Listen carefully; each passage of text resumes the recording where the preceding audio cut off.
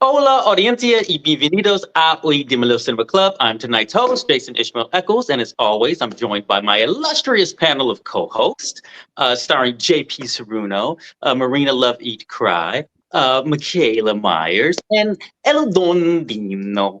Tonight we are reviewing the 1962 Japanese foreign international cinema movie directed by Akira Kurosawa, Sanjuro.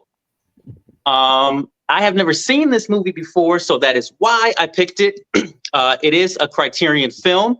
I don't believe it's on the 1001 list, so whatevs. But it's always been on my to-do list because I had seen the movie Yojimbo, which this is a sequel to. I felt confident picking it because I had always heard that it's not a direct connect sequel, so it's fine for a first-time viewing. So I would like to just jump straight into first thoughts. Okay, JP pointed to Marina, and so Marina. I did? Interesting that you picked it first. You had to take a drink before you started this one, huh? As a wise samurai once said, Jason, you be killing me with these black and white foreign films. Y'all know I have ADHD. This wasn't as hard to follow as some of our previous picks. I will say they get in pretty quickly, and like you kind of understand what they're fighting for. This was my first time watching it. Obviously, this isn't something I would have ever watched before. So, but yeah, like overall, I do like the fact that I was able to kind of pick up on the plot. It's a huge struggle for me with some foreign films, like just like on top of like having to read the subtitles while you're trying to watch what's going on. Sometimes you miss the plot, but it was pretty quickly understood that they were fighting for something, and they were protecting and needing to find and everything. So I was able to, like, I'm really, really happy this was one where I wasn't completely lost to where I had to rewind it 17 times like I've had to do for some other films that we've picked. But yeah, like, yeah, it's a struggle bus when it comes to subtitles for me. But I'm not going to say that I was like 100% bored with this film. So it wasn't as bad as it could have been. That's terrific. Why don't we shoot over to Michaela? What were your first impressions of Sanjuro? It was a little hard for me to get into at first, just because black and white subtitles. I was like, I had to like really focus and kind of laser in on it. And I just feel like when a movie is like black and white and subtitles, it doesn't pull you in as much. Like you have to lean more towards the movie. So I had to like lean a little more in. But then I felt like I got sucked in pretty quick and I really enjoyed it. And I liked how it kept moving. Like I like that it's a 90-minute movie. It kept pace. The story, it didn't have any extra fluff. It felt fun. I laughed a lot. I love the character Sanjuro. He just like is so fun to watch. So for that 90 minutes, I was like, I'm on board because I love him. So my first thoughts are it was a win for me. I really liked it. Right on. Thank you so much. JP Saruno.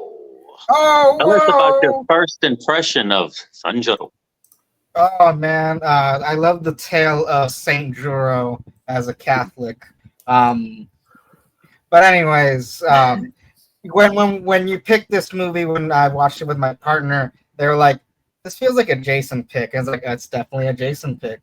So they got that one right. And when it comes to Jason's picks in movies, especially those of the foreign end, they tend to be 100%. Except last week, he recommended me this French film. It was a Juka Folle Azul. I mean, I think that movie was a C- at best, but it's whatever. We're talking about this movie right now. So for this movie, Sanjuro, we've seen multiple Kurosawa films here before. We've seen multiple samurai films before as well. I'm surprised that this is a sequel. It has the way that the movie ends. It's classic Japanese cinema. We've seen it parodied and satired before. I did not know it was from this particular picture. That being said, I'm not gonna lie. I compared to all the other samurai films that we've seen here as a collective, I think this one, oddly enough, may have been the weakest in my opinion. But that doesn't mean that this movie was a bad film. Story was simple enough. Usually, Japanese cinema tends to do the anime route where there's A plot, B plot, C plot, and it makes no sense at all. But this film, plot's really easy to follow, and I think the simplicity of it might have been its downfall, in my opinion, because there was talks of political corruption. I never really got what that was or how that rose the stakes whatsoever. But this is not prequel Star Wars, so we don't need to know, all the political parties and all the, gears and clockworks and whatever. But overall, I really like this picture. Would I see it again? I think maybe if this was like one of those films where like you pair it with another of Kurosawa movies or like another samurai pick, definitely. But on its own, it's good for a single watch. But as a first impression, I liked it. All right. Very cool. I love how all of our partners know when it is a Jason pick. I turned it on, and my husband was like, "Who picked this week, Jason?" I was like, "Yeah, you know it." The signature, I suppose. Michaela, did you watch this movie with John by chance? Did he know this was a Jason pick? He didn't have a chance to watch it, but I liked it enough that I was like, I want to watch it again with you because I think he'll enjoy it. He was watching like the last half of it, but he was so tired. He was like kind of falling asleep. I was like, I gotta, I was catching him up on the plot, but I think he missed the most fun stuff. I was like, we got to watch it together. Certainly. Dino, thank you for that. What do you got, man? Your first impression of Sanjuro? First impression. Come on now. Do you know me? This is like the third or fifth time I've seen this film. I'm JP is correct. It's not the strongest Kurosawa Toshiro Mifune film, but it is very enjoyable, I think. Also, so this is a sequel, but only because Yojimbo had done so well. Because this started as an adaptation of a book. Mm-hmm. And then they're like, hey, Yojimbo killed it. How about we add that character into this book? So apparently that's how this came around. And yeah, so it's like the same character. I mean, he does the shrugging acting so well, Toshiro Mifune. Oh yeah, terrific. Jason knows. At one point I went through a month-long delve into Toshiro Mifune films because I've seen basically all him and Akira Kurosawa's team ups, but then I hadn't seen all the Toshiro Mifune side quests. So I went on this huge Toshiro Mifune side quest. Side quest. Yeah, and I did it. I forgot, because I usually will watch Yojimbo again and again and again, or a Seven Samurai again and again and again. But this one I haven't watched as much, and I think maybe because it's a little more silly, which is weird to say if this is the silly Akira Kurosawa Toshiro Mifune film, but it might be just because he says we're a centipede, we have to break up. Like there's so much more humor. Before, all the humor is only really Toshiro Mifune reacting and his acting and his facial expression, which still has it here. So, Michaela, if you like this, you should watch Yojimbo. You should watch Seven Samurai. You should watch because he is the team up between them and the music and everything is on a whole nother level. I saw Seven Samurai when I was a kid, but it's been so long, like I don't remember it. Yeah, so I definitely would recommend it. I thought there was way more humor in this, and then not to get too into this, kind of changed film as a whole, and maybe Kill Bill wouldn't been as much as it is, because I don't know if you guys looked into it or whatever. I think I saw audio commentary of this back when DVDs were still cool and you could get the audio commentary by Japanese historian film people. And the final duel was somewhat of an accident in that they were testing out the hose blood thing, but I guess the pressure, the PSI, was set a bit too high, and that was the first take. And so the actors' reaction and like the horrifying thing that they do is literally their first reaction to blood squirting hose, effects, which then became staple for samurai ninja films and even all the way down to Tarantino. So, movie has so much to offer. Anyway, that's kind of my multiple impressions. Right So on. kids, remember to take your aspirin. That's what that scene was about. Don't forget your aspirin. Why? Because he was cut wide open. So much of the Right on. So my first impression of this movie, what I liked most about this movie as I was watching it was getting to see Toshiro Mifune again. Like, he's the first thing you notice in this movie for me. Like, right away, I'm kind of drawn in. Like, I know what you guys were saying when you say, like, oh, you got to sort of watch it or whatever. And that's what I was kind of feeling when they were like at council, when they were like talking their problem through. The movie starts at like a really interesting point. And I was trying to like what's going on and why are they starting it here? They start the movie like right dead center in the plot.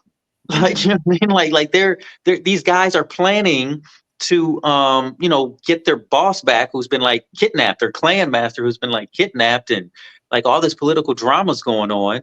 And the clan is like, separating and things are about to get heavy. And this guy, this wanderer walks in out of the shadows. And the first thing you think, the first thing I was thinking was like, who is this dangerous, beautiful Japanese man? Like, he's just so cool. He is like one of the coolest cinematic characters I've ever seen. So like, great. while everybody's losing their head, he's sitting there like in the corner, just sort of like thinking. He's not, and he's just like using his mind, and he's like a samurai of the mind because he's sort of orchestrating this elaborate scheme to kidnap back their master and the women and all these people. You forget that this is a samurai movie. And I was like, this is kind of like chess. Like, they're playing like a chess match right now to get these women back and to, figure out ways to be quiet about this without starting an all-out war because we're losing. And they convinced this other army that they had a bigger army than they really did. And there was only like 10 of them. And there's like, we have to be super strategic how we move forward with this thing. Those are the kind of things that popped out to me like right away with this. I did have a pause a few times because I would miss something, you know what I mean? Or something would go by too fast before I could read it. Or like, I want to look at the scene again, and I missed some lines or something. And then I got sleepy at one point, and then I took a nap, and then I woke back up and started it. So I don't know. This movie probably would have been better in a cinema where I couldn't escape it. But I got to say, I did like all of it, but there's just some parts that were like a little bit slow. You were doing the Toshiro. I mean, he's like half sleeping the whole movie. He's just upset that that's basically him. He's sleeping, and he overhears the dumb that didn't realize they just gave up. They basically betrayed the wrong person, and he's, oh crap, shit's about to go down. I was sleeping, I was in game, and then that's his whole thing. The movie is just like sleeping right now, he's like gold in naps, Anya, but he's naps and let's go, all I need. He just wants to sleep and drink sake. Yeah, he's just like a big sleepy bear. Yeah. And, if you wake the bear up, he'll claw you. And he's got like a bad attitude about everything. And he's just trying to like make his way in life. But there's some things that really stuck out to me right away. And what I realized is that I like the character Yojimbo so much. I think Yojimbo's a more interesting movie because of all the other characters in it and stuff like that. And just like the way it looks, and it feels like a Western, and and this one doesn't feel so much like a Western like Yojimbo did. It feels like a just like a samurai flick, I guess. But it's quiet and it's intimate, and it's probably the most intimate movie maybe I've seen him in, where everything just sort of happens in two houses, like the whole movie, right? Practically in the temple, like in the beginning. But like, there's not that many locations for this thing. But then also the action sequences stood out to me too, like the sharp movements. Like in samurai movies now, there would be a lot more like choreography and stuff. But this was so direct to the point. It's like, this is probably how a sword fight really would go. Like, someone sticks you with the sword one time and you miss, and that's it. Like, every slash counts, and he's like tearing these dudes up, which is awesome. Um, for someone who like the action scenes were pretty good. They felt very realistic. Obviously they're all practicals. There's no CGI in it. These guys are just like doing samurai stuff. And of course, the final scene stood out to me a lot too. The final scene was awesome. And as soon as I seen it, I was like, oh, I've seen this in so many other like movies that talk about movies, like documentaries that talk about movies, about how that was the first time the blood came out. So we'll definitely talk about that a little bit too. But yeah, I did like this thing a lot, man. I agree, not maybe Kurosawa's best, maybe not his best film, but as entertaining as anything. Like, I was never bored watching this movie, and I wanted to know what's going to come next. So yeah. So isn't that crazy though? Saying like not his best, and like any day, like this would be the top film for like so many filmmakers and actors. Like, oh, absolutely, this would be their magnum opus for sure. This might be in his lower third of films that Akira Kurosawa has done. And it's just like, oh no, this is still a banger. It's just like his ceiling is so freaking high that this is like the basement, and it's still, ridiculously entertaining. So that actually brings me to my first point, Dino, that I want everybody to ask. I was going to ask what your favorite character was, but I'm pretty sure everybody's favorite character here is Sanjuro. If it's not, then we'll talk about something else. But I think it's really interesting that, unlike all of Kurosawa's other films, there's a lot of like plot devices and plot driven stuff, and this plot is pretty simple. And we're just focusing on Sanjuro most of the movie. And I think it's because the acting, Toshiro Mifune's acting, is so dang good in this thing. You just sort of want to watch him. You don't want to take your eyes off him. He's like what old film magazines describe as like, he like eats the screen, or he's like, he's the whole screen is on fire every time his looks. Everything he does is just the way he moves. He's like an actor's. Like, he didn't like leave anything out. He goes, my body is a part of this character. He moves the same way throughout the movie. His sharp movements, the way he cuts his eyes, like, it's all this very like character stuff. And the character, he makes him probably more complex than he really is. So what do you guys think? Clearly my favorite character is Sanjuro, but do you guys identify with or like someone else other than Sanjuro? Just to switch things up. You know what I'm saying? Mm-hmm. Just be complicated. I like that older lady that they rescued that had the nerve to judge him. Like, with the black teeth. What in the odd? Shit, those teeth are freaking me out. They're like, who gets saved by somebody and then is like, you kill too much. You need to learn how to put your sword down and fight with your mind. Like, man, so dignified about it too. And she taught him a lesson, and he took the lesson though. Like, that was so interesting because at the end of the movie, he like repeated the lesson. He did to the 9 men. That was so interesting. I like it too. You're glistening. You're glistening like a sword that's unsheathed or whatever, and the whole thing of, the sword that is sheathed more powerful than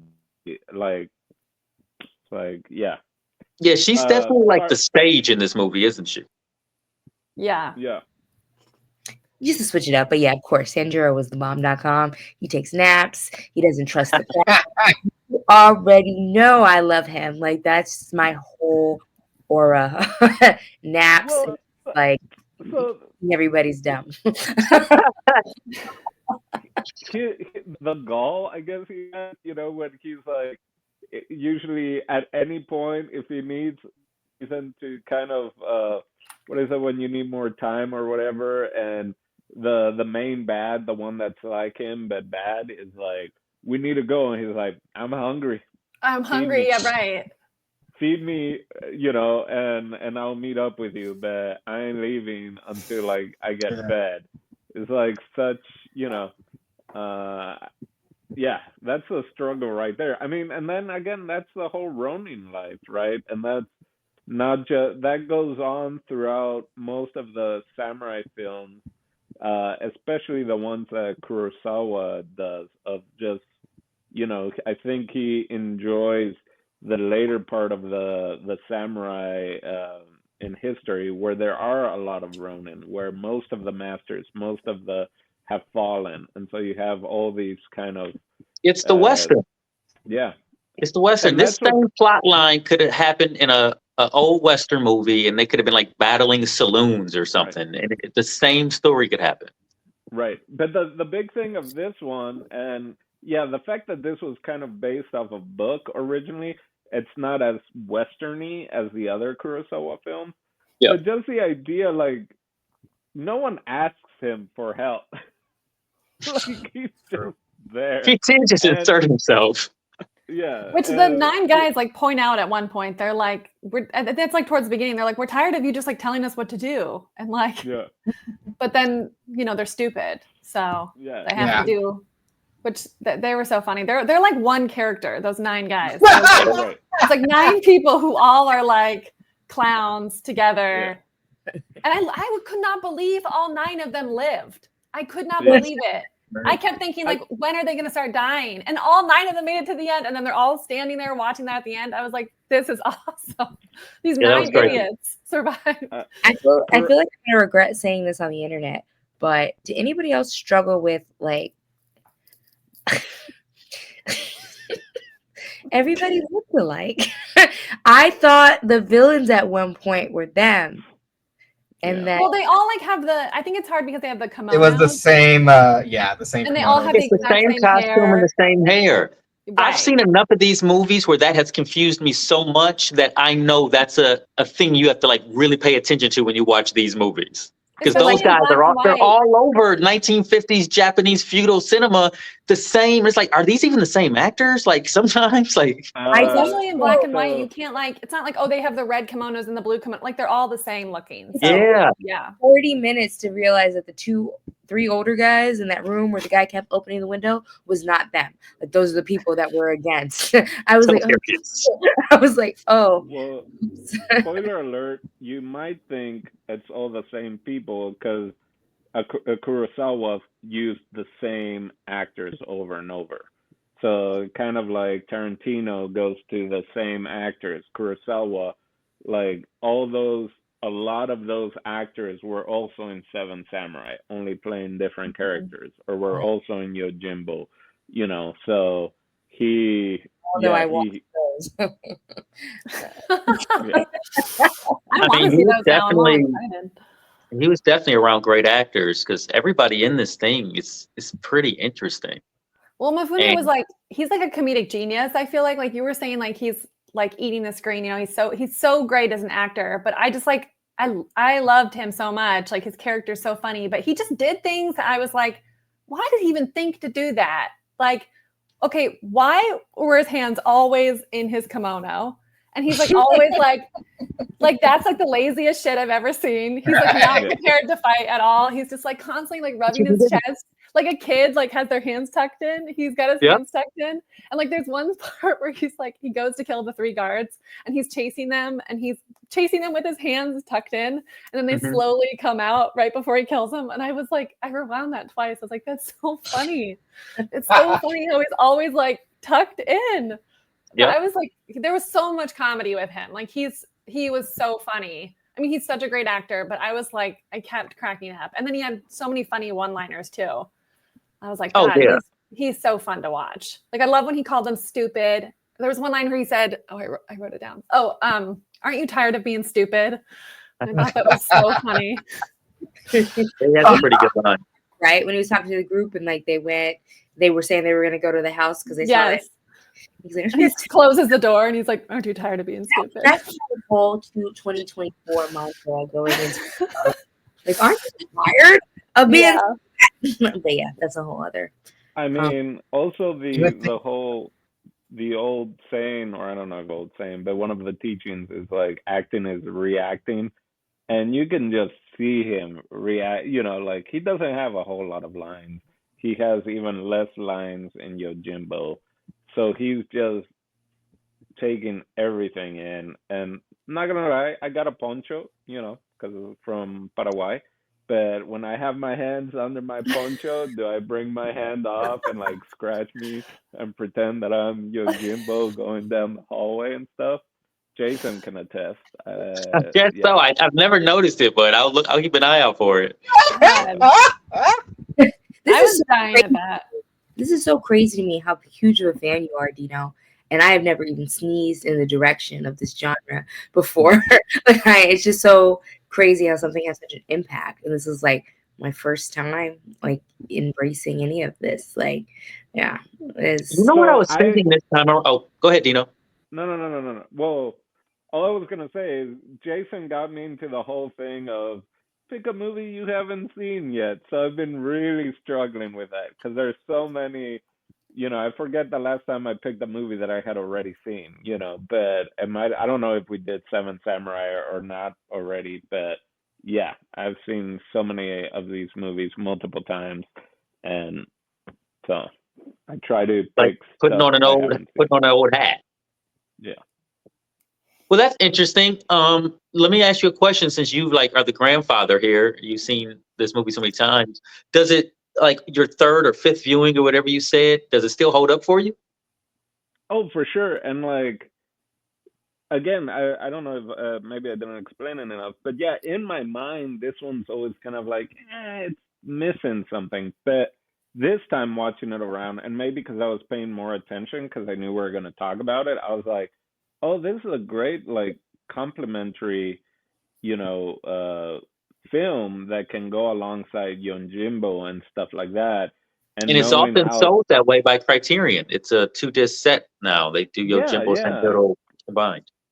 because Ed, you see more of the growth of that character, right? Again, it's not the perfect sequel, but it's almost like the Die Hard movies are just very repetitive, right? Well, especially the first two, right? It's just kind of like literally the same movie, just different location. Whereas this is kind of like, oh, you know what? And even in one of the later Die Hard movies, and what happens all the time, it's a movie and then they decided like, oh, we're gonna get Bruce Willis. Let's turn this into a Die Hard movie, right? So that's kind of what happened with this one. Is like they had a movie already set up, and they were like, well, let's just add this character to it, and it works. And it's just a different kind of look into the what is mainly the same exact character, right? I And mean, so we're yeah, talking James Bond here. I mean, it's kind of the same yeah. thing. It's like same character. Let's just throw him into another situation and see what happens. I'll tell you what I like about these two sequels, just really quick, because I don't think everybody here has seen Yojimbo. But what I really like about these two movies is that they're nothing alike. Yeah. Like they're like a lot of times when you see a sequel, it's just like a rehash of the first movie. Like, oh, here's Yeah. that thing we did again, and here's that line, and here's that scene sort of twisted that everybody liked the first time around. And it's like, I hate when sequels do that. Like we saw it. It was great. I don't need to see it again to know that it's a sequel. Right? Just show me another story with this great character or story. Let the story get to whatever. What about you guys? I want to know what your favorite scenes were for this film. Like what stands out to you? Oh, it was so out of no because, like Dana said, like it's more comedic than the other ones. That sudden, there's a few funny moments that I felt that was a choice. When they start being the gang start being happy and jubilant when they realize like, oh, we're gonna go get the assholes, right? Mm-hmm. And there's even a change in the soundtrack that's like so sudden and out of place, like this fun jazz, as they're Right. dancing. It's like, Oh my god, oh, the dancing. Yes. okay. I loved That's it. I watched that interesting. scene 3 times. I rewound it too. And I was also like, for a second, I was like, wait, is that music in the movie? Like, I almost like thought, I was like, is my neighbor playing music? Because it's so out of place all of a sudden. It's just like, da, da, da, da. It's like so silly.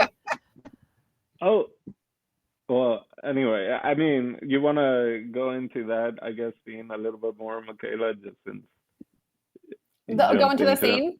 Yeah. I mean, I love that scene. I love the music. It's like, but like they're like I said, they're like one character. Those 9 guys, they're like one big idiot.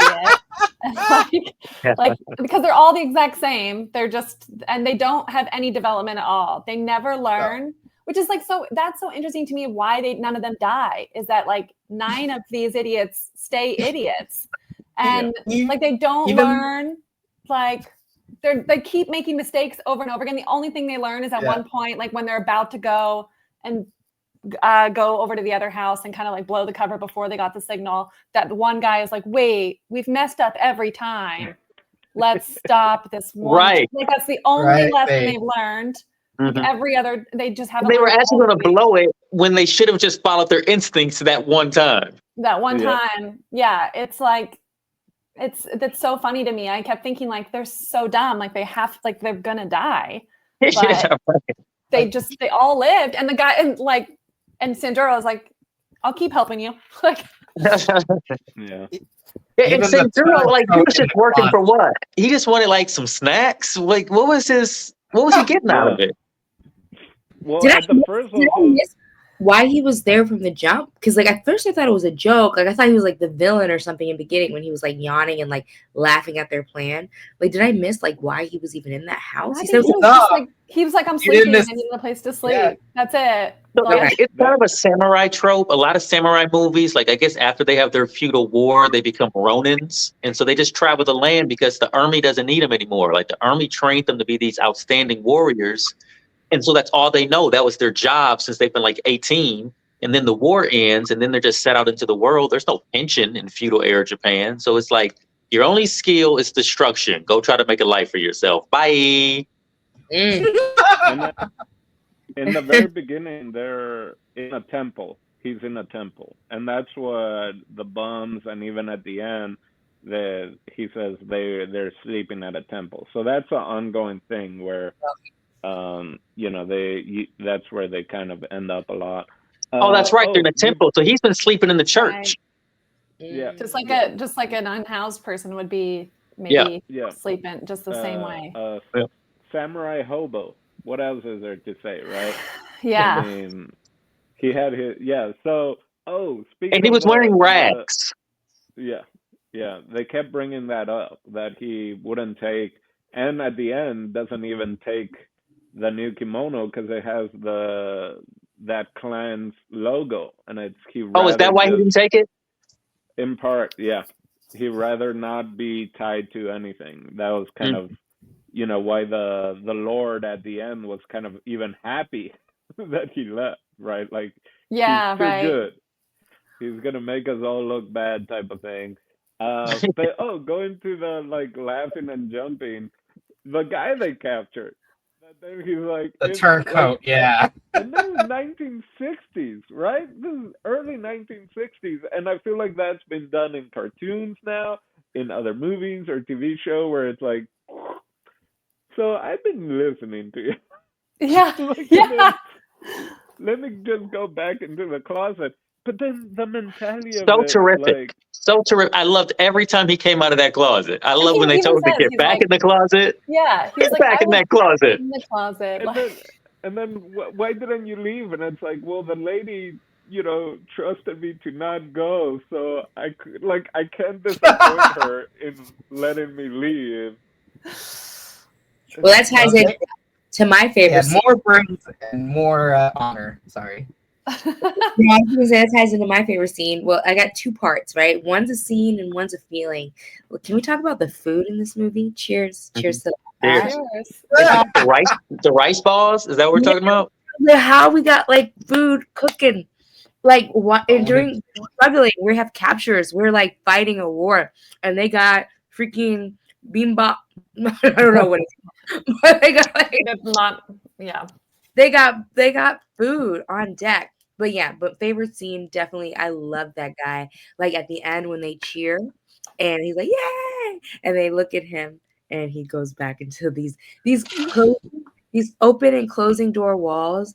They were characters of their own in this movie. Like Yeah. But yeah. opening it, but yeah, that definitely was a favorite. Like his interactions were my favorite. Just like, yeah, he's like, yeah, free place to eat. You know, it's funny you mentioned the closing doors because every time one opened or closed, I would instantly think, oh, what's out there?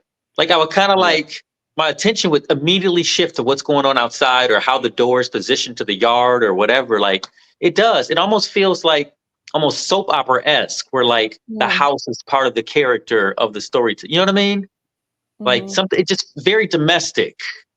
A lot of like these Japanese movies that are in black and white they all seem very domestic when they take place in the sliding doors and, you know, not a ton of privacy and people hear you come in and I don't know. It's interesting. Interesting architectural element that adds to the storytelling. Oh, and favorite going on with we're talking scenes and like he just slaps them so hard in that one scene. Oh my God, yes. Like And they deserved it. After he slaughtered like- everyone and he's like, look at how I butchered everybody. yeah, because he's trying to uphold what the lady said, and he's like, this butchery happened because of you guys. It's kind of like I killed. Yeah, Like I actually like that scene. I like that Oh, scene yeah. too. Same thing Like with the that- I was gonna say same thing when the lady wouldn't climb up the roof. You Oh, told me yeah. that. Yeah. She's like, tell me- she was like, no, it's not happening. Like it was like her vibe was like, they were like, come on, and she was like, just it's not gonna happen. It was aggravating how ladylike her and her daughter were. I was so over it. I was like, if you don't lift that thing up and run, they are about to kill you. I was It's like waiting for not them at to the pick them up cost of and not throw being them. elated. Yeah. That's the whole caste system, right? Of like, I can't do any physical, No, I stuff. can't. Like I cannot, It was always so like, yeah, it's not possible. It's not possible. It just But wouldn't be then that's possible. That's Respect. one of the reasons. Was it the closet guy, the guy in the closet who came out of that said like he gave his back or he kneeled and gave his back to the lady. Yeah, he's not gonna do it. But the line after he killed those and slapped them, this butchery is all thanks to you. Like such great lines. My favorite scene. Well, I loved a lot of scenes. I loved a lot of moments. I loved the whole putting the flowers from the tree into the stream as the signal. That just felt very like storybook to me. Like it felt like something you read out of like a Hans Christian Andersen book. Like it just felt like so innocent. That was the only time I wished the movie was in color. I just wanted to see what the flowers look like. The different colors, yeah. But I got like the last scene is like so iconic, and I know why, because I watched it and I got so excited. I rewound and watched it I think 4 times. I was like, and I specifically the blood gushing moment, because I was just like, that is so exciting to watch. It's so fun. But like what makes it extra fun is how it's like one take of these 9 guys, like they're like a tableau behind them, and then they're face off, like face to face. So you just see the side of them. And it's like 25 seconds of them easily. I was thinking 30 seconds. This is a 30-second moment. It's like, I think because I saw when I was rewinding, I think it's like, it's 25 to 30. It's somewhere around there. And it's just so long, but it's not, you're not like, oh my God, what's going on? Like you're on the edge of your seat. So I love that. I loved how it like built up, and I knew what was coming, but I still was like, how is it going to happen? What's going to happen? Yeah. And I love that it was like, there wasn't like quick angles or anything. It just, they let it play out. And I just was like, magnificent. I left the movie being like, oh my God, that was so fun. I want to watch it again. Like, you know what's interesting for this to be an action movie, and you don't know you're going to get that big action scene at the end. So it's very much a treat. Like, oh, the two best fighting dudes in the whole movie are about to fucking go at it. This will be a treat. And the fact that it's one swift motion is still so deeply satisfying. Like the Yeah. quickest to the draw. It was really that simple. So yeah, I agree. That was a very awesome scene. The blood be damned. The blood was awesome Yeah. for The sure. blood was great, but just like the tension, the one take, no different angles, the guys behind them, like The acting, like their emotion. acting. And they go through with it. Like they waited till the director yelled cut and everyone's just in it. Mm-hmm. Well, if It's you think about fantastic it, that that's in one take. It's crazy. You're Yeah. kind of thinking like it's over. He's just walking away, right? Because it's like we saw him take the West, and it's not like, again, this is part of the directing of it. Like the camera following them first, and you see them, and they're like all kind of excited, like, oh, we're gonna go, and then all of a sudden, like the way the camera moves, it's like, oh, he's not by himself. Like it's so many little nuggets that Kurosawa is able to kind of like tie in of like really good storytelling. Because Mhm. they could have shown up there and it's already the two of them ready to like duel, but instead it's them like excited, wanting to be like, hey, come back, all this thing, to then like, oh shit, well now we gotta watch because we've looked up to him this whole time. And then on top of that, that's where you kind of see the character and all that, in the sense of he's kind of saying like, we don't have to fight, right? Mhm. And again, for me, why this time around watching it, I'm kind of like enjoying it more, is because again, this is 1961, 1962, and like some of the stuff they're doing in this has, again, I mean, Yojimbo, it's Clint Eastwood, the name, for a fistful of dollars, that whole genre, and it's been redone a lot. This one hasn't really been redone. I think it was done once again, but the idea of just like, these are arcs and stuff that we do see in other movies, right? We have seen the idea of like, hey, we don't have to fight, like having the good and the evil, and it's basically we're the same character, we just chose different sides, right? And so him recognizing that and being like, kind of like, basically we're two ronins, like, Mhm. yeah, you're the person that you tied yourself to, died or committed hakiri, or the suicide thing, and I was like, no, I gotta do it. And then him seeing that like this whole change of that character, that at the beginning was just like, yeah, I'm just gonna kill these people because that's easy, and then towards the end being like, you don't understand, like we were the same, you know, and being able to then see, like the final line is, what was it? See ya? Is that what it? See you around, and he just Mhm. walks out. With his hands back in his, come on. Yeah, Yeah, man. yeah. Listen, I tell you, man, like I could honestly have used maybe 4 more of this character just appearing in movies. Um, that was kind of like the treat for me when I first saw him, because obviously you see this guy first in the first movie, and you're just thinking like, this is one of the coolest cinematic damn characters I think I've ever seen. Like he's so interesting on film just to look at.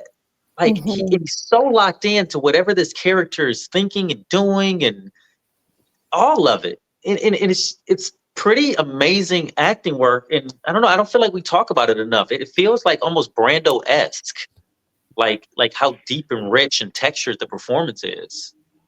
Well, not just Brando-esque, but then I don't know if you guys noticed, but to all the SNL people out there, John Belushi did Oh, the sure. Deadly Samurai after Yeah. Toshiro Mifune. Yeah, that's And that right. was Exactly. a recurring bit in SNL in the first seasons, of like basically him doing a Toshiro Mifune impression if he Yeah. was working at a deli or at a billiards or whatever, and He drew so blood for that. so I it's never like, noticed that stuff. Is anything original? Is anything original? Like I never knew.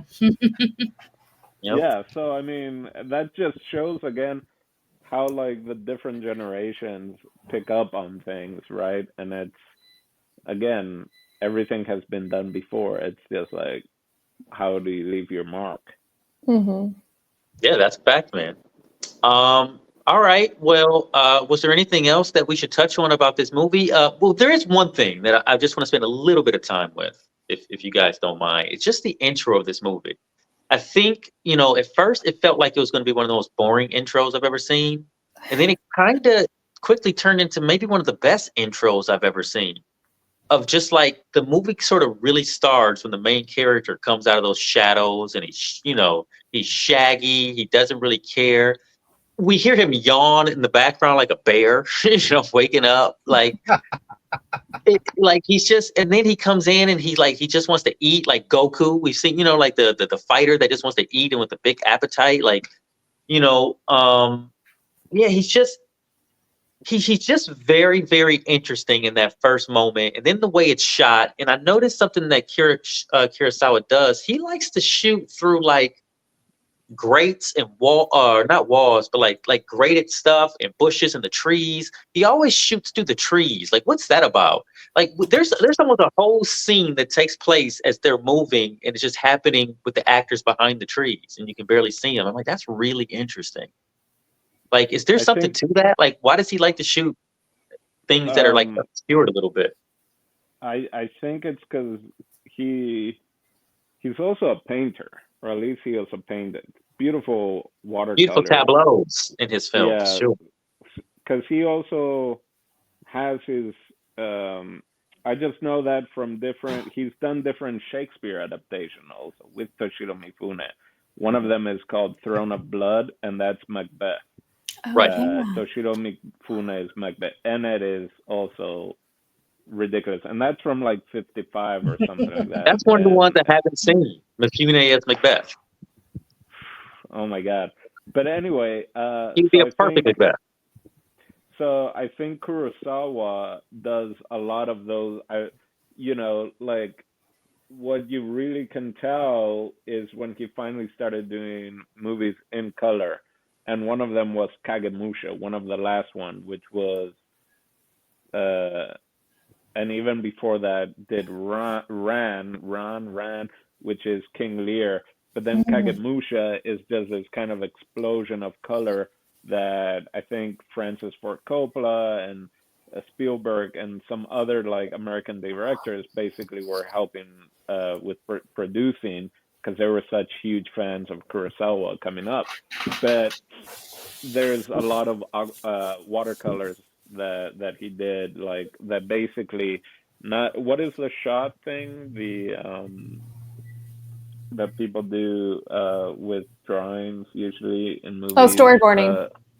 Yeah, so part of it is storyboarding, and then part of that is him like paint, like him doing like watercolors of the shot that he's about to do and stuff like that. So maybe that's why. Of if you look at those, I don't want to say like at well, because it's Chinese buffet places and stuff like that, or like Japanese sushi places that have the little wall decor, like really cheap, and it's usually the blossoms and stuff like that. Maybe those are so old that maybe he's trying to follow that kind of artwork in his film of like the blossoms and stuff like that. I think also like when you like as a filmmaker, when you're like filming through something like with texture in front, it gives like the audience a sense that they're peeking in on something that they're not supposed to see, Mhm. or like that they're a voyeur. So it gives you Yeah, that yeah, sense of like I'm not in this, but I'm watching through, like so it and I think that a lot of times that actually creates more intimacy is because you feel like more you can feel the surroundings of what's around, so you're like right there against the bushes or whatever, but then you're peeking in on this other thing, so it's almost like you're there watching it. Mm. So I think that that's like oftentimes just a tactic that well, filmmakers will do. it makes it seem more realistic than just on a sound stage, right? Even though a lot of that might be indoor soundstage, filming it in that way doesn't make it feel like it's just a soundstage. Right. Yeah. It's different than just your stationary camera or your Right. 3-camera setup or whatever. It's like, oh, this must be in the real world. Yeah, if you're on a soundstage, that would make total sense to want to add that. Yeah. Yeah, for sure. Okay, well, those are the things that I wanted to talk about with this film. Was there anything else? Did you guys want to bring up? Anything else that you observed? I just love that it made me laugh and like almost like got emotional at the end, like when he was leaving the wisdom with the group for one last time and walking off. I was like, oh, like I kind of I felt that. And yeah, I don't know. I was surprised. I thought it was so funny. I mean, his character, I think, is like, you could plop him right into a comedy with different music, or you could put different music over this and maybe speed it up a little, and it would be like, I could see it being seen as a comedy classic if it was edited a little differently with some comedy music, because he's such a funny character. Yep. I mean, he has he's so deep and so rich and so planted. But like, I was surprised. I was like, oh, I didn't realize that this would be so funny.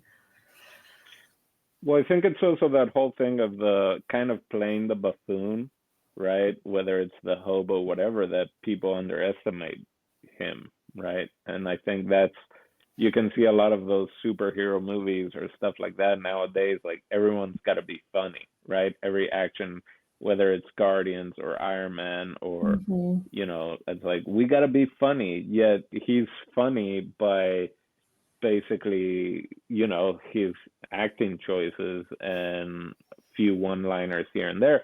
And again, there's in Yojimbo and the other films, he's also funny, and there's also humor, but it's more so, I don't know if some of it is unintentional, but whereas in this, I feel like it's got more humor in it.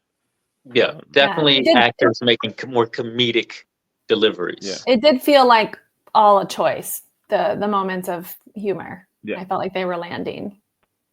Yeah, no, they did. I feel like, I don't feel like they wasted any of their humorous moments. I feel like they did all. I felt like that's what they wanted, and it worked. Yeah. This is almost like Beverly Hills Cop and stuff like that, where it's like, clearly there's one person smarter than everyone else that kind of acts like a fool and, like starving or whatever to take as much advantage as possible, right? Yeah, for sure. Yeah, that's funny. Yeah, they all knew he was too smart. I love that. Yeah, that's a good reminder. He has to go. He's the smartest guy here. We got to get him out of here. He's gonna make us look that real was bad. The guy in charge who was the smartest of his clan, right? Because he was gonna do a different tactic that was just like a very politician thing. We're gonna get them to resign, and no one's gonna know. There's gonna be no drama. Whereas, that was kind of burnt out, right? Because I was like, dang, if you just would have did your plan, we could have avoided all these people dying, man. Well, because he was, but it was like his nephew or whatever. It was the young bloods that were like, we gotta do this loud and we gotta do it now. Whereas he was like, let's, youngins. What's the name in The Wire? What's his face? British guy that's in The Wire. Idris Elba. Idris Elba's character, right? That's what the clan guy that got, kidnapped. I feel like he had that mentality. Like, let's not have all out war. Let's not have whatever. Let's play this, and we can deal with it without ruffling any feathers. And, and it was the younger people that were like, oh no, this is wrong. We need to take care of this right now. And the world doesn't always work that way. The only thing I want to talk about before we jump into final thoughts. Yeah. I would love to be a fly on the wall in the hair department. And how they did. Who came? Oh my God, I had so many thoughts. I kept being like, wait, those are bald caps, right? But like, what? Like, or did they shave? Or like, what? Like, I was like, they were tripping me out. Yeah, me His too. hair is crazy. And then I was like, and look at him with all of his hair. He gets to keep his hair, but all these other guys have like that crazy ass shit. I was thinking that too. That's probably why he really didn't want to join them. It wasn't the kimonos with the branding. He's like, nah, I don't want that weird bald thing. I imagine Harry's like, not this shit again. Here, take a ball cap. Makeup And is then like the creepy little ponytail that's like taped onto their head, like stuck on. Yeah, man. Okay. So obviously, a lot of them are wearing ball caps for sure, but the ones that have it, I imagine they probably were like just working like on the studio lots in Japan and just going from like movie to movie. Like, I got that haircut that everybody likes. Yeah, put me in another one of these things. They come home to their wives and they're like, I got cast in another movie, and she's like, don't say. And he's like, yes, I have to keep it for 4 more months. I wore my hair like this in solidarity. Hilarious. Yes. Well, what about the ladies' hairdos? They were wearing like updos, right? Yeah, they had like the. There's like a lot of moose in that situation. Where'd they get all that moose in feudal era Japan?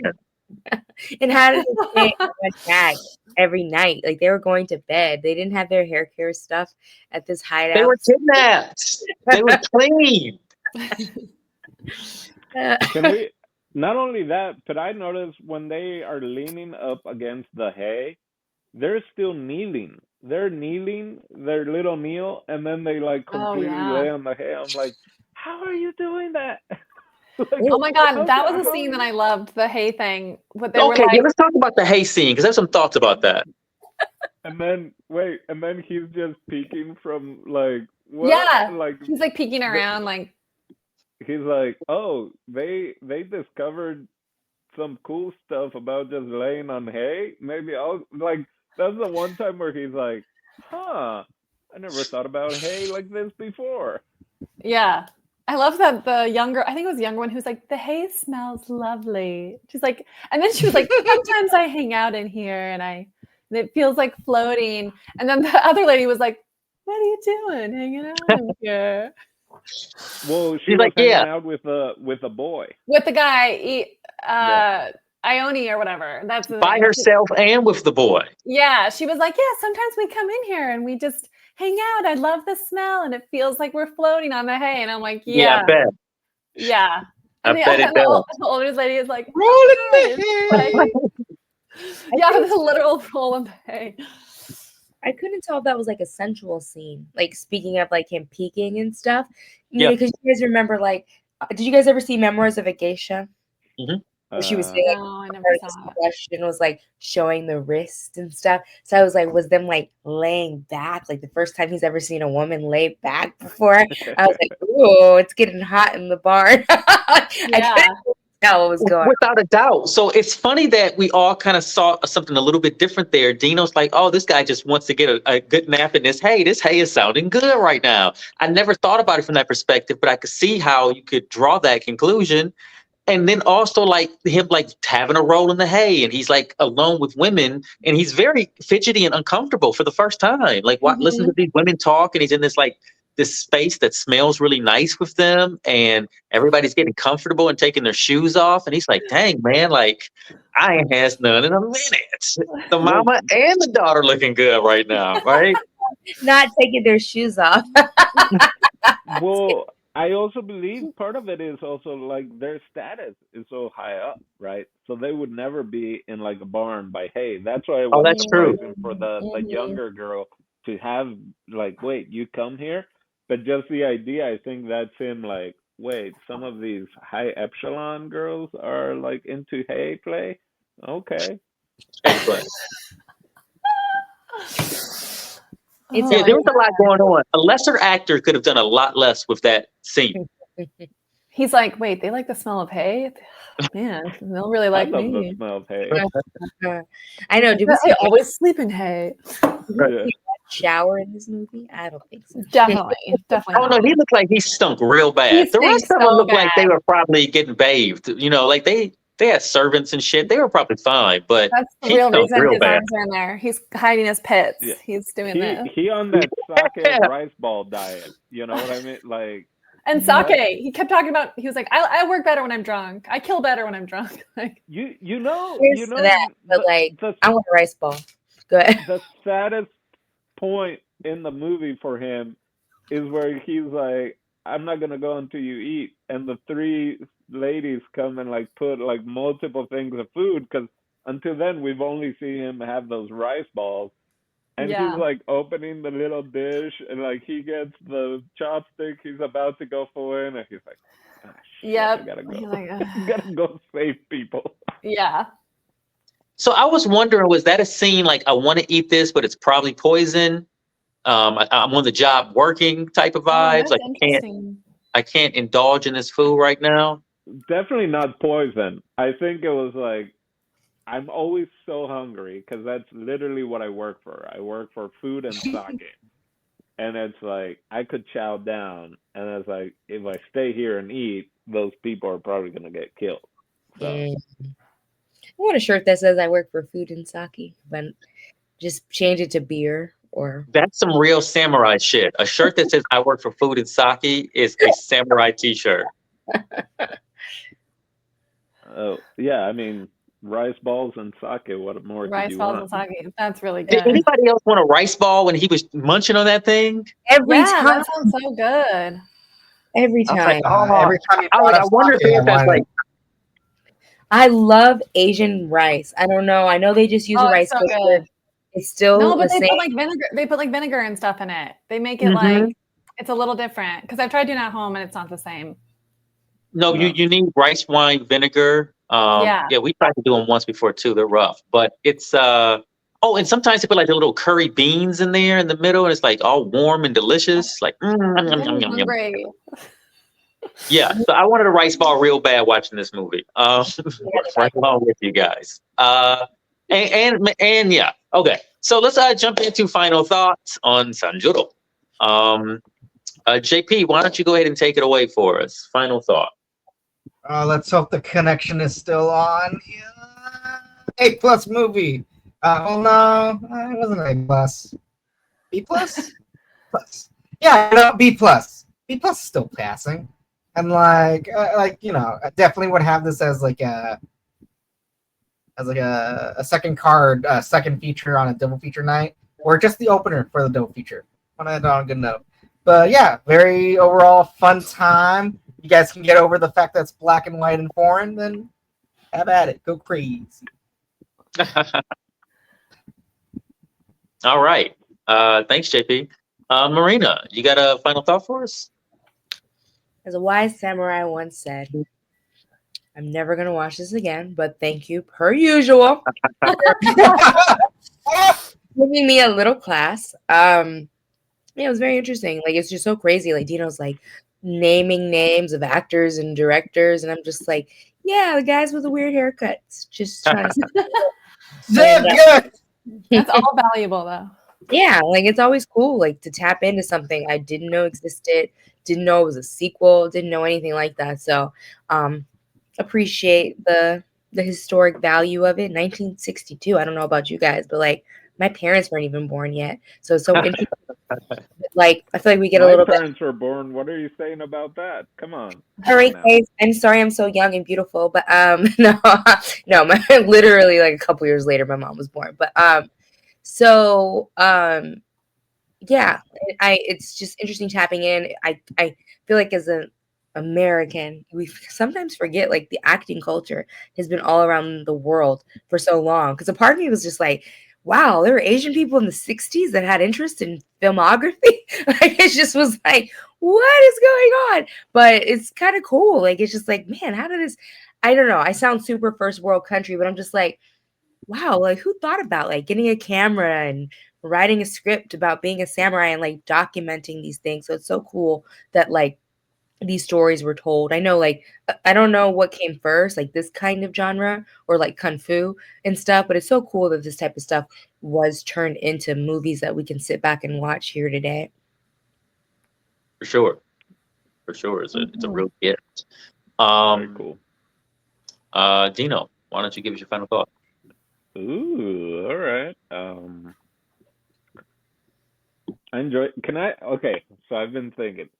The low spot of this film is the soundtrack, which is weird because Toshiro Mifune, his movies, well, and Akira Kurosawa's movies have amazing. I was whistling Seven Samurai actually after watching this movie just because I'm like, I don't know. I guess it needed a better score. Like they do so well, and like every character has a theme song basically, and then they kind of like blend in. But I feel like that was missing from this film. So that's kind of my only kind of notch, you know. But it's really crisp. It's really clear, especially like the older movies because they've been Toshiro Mifune and Kurosawa. They've been making movies since the 50s. The first one being Rashomon. Well, that was the first one that blew up, which then became an Wow. improv game, Rashomon, or you know that they do in Groundlings and like yeah, improv literally took a Japanese movie as a way of teaching and doing improv comedy, which is also wild how much Japanese film has influence. It's this idea of Kurosawa taking influence from Ford and the old westerns and taking Japanese samurais and all that and making it kind of their own westerns, and then the western movie film industry taking from the and it's this like circle of kind of like who came first, the chicken or the egg, and it's like you got the Japanese. But anyway, I could go on. I love Kurosawa. I love Toshiro Mifune. I would dress up as him as Halloween every time if it was just like, okay, what is it? What are we doing? The racial appropriation type of thing. That's why I'm like in my poncho, I'll be Toshiro Mifune, but I don't need to be in full samurai kimono regalia. Although, did I spend times thinking that I should buy a samurai sword just to have? I shouldn't. There's also a really cool documentary about Toshiro Mifune. I believe it's on HBO Max or whatever they're calling it these days. But yes. So, would I watch this again? More than likely. Is it one that would I watch other Toshiro Mifune or Akira Kurosawa's movies before I watch this? For sure. I would probably watch Seven Samurai 5 more times before I go back to Sanjuro. But it's definitely one that I recommend. Especially, there's so many connections again that I was saying between Yojimbo, between Clint Eastwood, the man with no name, and all the other versions of his characters that have been used. That he's just so fun to watch, and even watching oh man, I might have to do this once it's my turn again. Is like pick a Toshiro Mifune that is not samurai. Because you know who I just saw? Walton Goggins just brought him up. Because people were trying to picture Walton Goggins as only being in westerns or only playing different types of cowboys. And if he felt that he was typecast. And he brought up Toshiro Mifune as like, he played a whole bunch of samurais, but then he played other roles as well and did equally as well. And so, yeah. So for next time I get to pick, I will probably pick a Toshiro Mifune Akira Kurosawa film that is in present time, and by present time probably 1960s Japan. Sorry, Marina, it's gonna be another black and white once it's my turn. All right. Thank you, Dino, and I'm sure Marina thanks you as well. Michaela, final thought. Oh, my final thoughts are I just fell so hard in love with this character. I loved him, and I would watch like 5 more movies with him. This was my introduction that I could remember to this director. I know I've seen Seven Samurai when I was younger, but this is this has made a strong impression on me, so I'm excited to watch more. And I would definitely watch it again. And I feel like I might even watch it again this week because I want my partner, John, to see it. And he only watched part of it. And I know he's going to enjoy it and laugh, or I'm assuming he'll enjoy it and probably laugh with me when we watch it.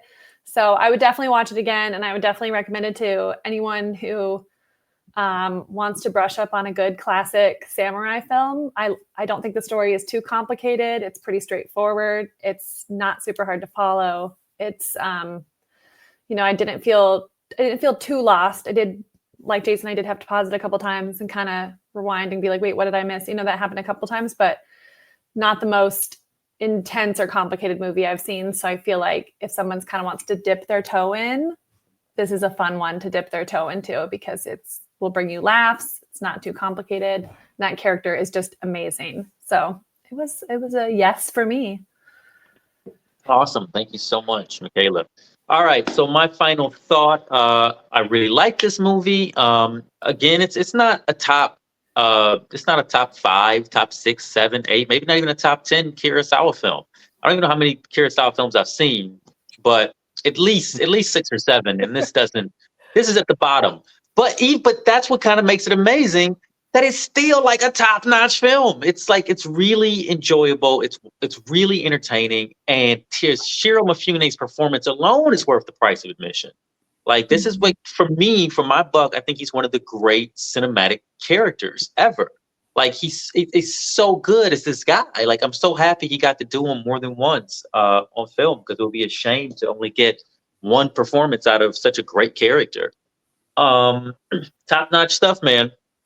Let me see. Who would I recommend this to? I would recommend this to, listen, if you're a student of film, you're probably going to want to see this. If you like samurai movies, you're going to enjoy this. If you like Toshiro Mifune or Akira Kurosawa, you probably need to add this to your list. I